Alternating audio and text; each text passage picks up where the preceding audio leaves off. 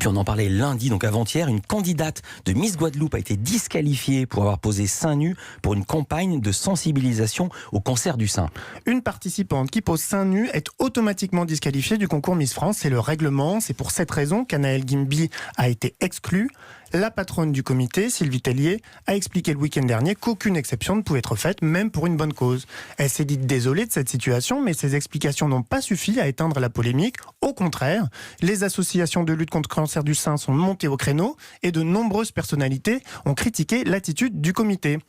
Pour tenter de couper court à la polémique, Sylvie Tellier a repris la parole hier dans une interview au Parisien. Elle est d'abord revenue sur le déroulé des événements. Elle a rappelé que ces photos, les photos d'Anaëlle Guimby, avaient refait surface la veille de l'élection. Nous avons juste manqué de temps et d'informations pour apprécier le contexte. Je le regrette, a expliqué la patronne des Miss. Ça, c'était hier. Est-ce que ça a suffi à calmer le jeu ? Pas vraiment. Les explications de Sylvie Tellier n'ont pas du tout convaincu, comme nous l'explique la journaliste Françoise Laborde, fondatrice du mouvement pour les femmes dans les médias.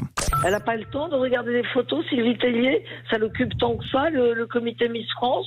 Elle ne sait pas que le cancer du sein, ça tue 12 000 femmes en France chaque année. Elle ne sait pas que c'est en Guadeloupe et justement dans les îles qu'il y a le moins de détection de cancer du sein et qu'il y a le moins de protection du cancer mammaire. Enfin, c'est honteux. Qu'est-ce que c'est que ça ? Et puis c'est un jeu, c'est une compétition. C'est pas non plus un prix Nobel de vertu. Enfin, je trouve ça mais scandaleux. En plus, quiconque a regardé ces photos ont vu qu'elles étaient ravissantes. Cette jeune femme est ravissante.